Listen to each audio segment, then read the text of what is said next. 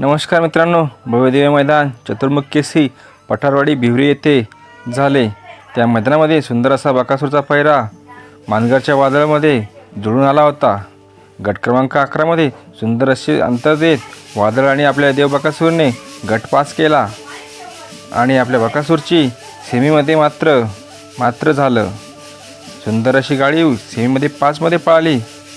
त्या सेमीमध्ये घरचा साज होता आसनगावकरांचा सुंदर आणि चेंडू, आणि दुसऱ्या साईडला होता आपल्या मानगरचा वादळ आणि आपला द्वादशम बकासूर। सुंदर अशी गाडी पळाली मित्रांनो।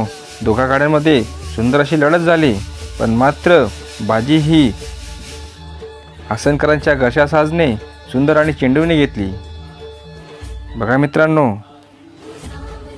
हार ती हार असते, थोडीफार का असेना, फरकाने का असेना, पण ती हार आपल्या बकासूर आणि आपल्या वादळला पत्करावीच लागली।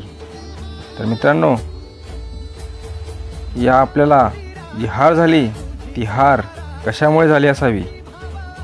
आपला देव बकासूर सुंदर असा पळत होता आणि त्याबरोबर आपला वादळ पण चांगला पळत होता, पण ही हार आपल्याला पत्करावीच लागली।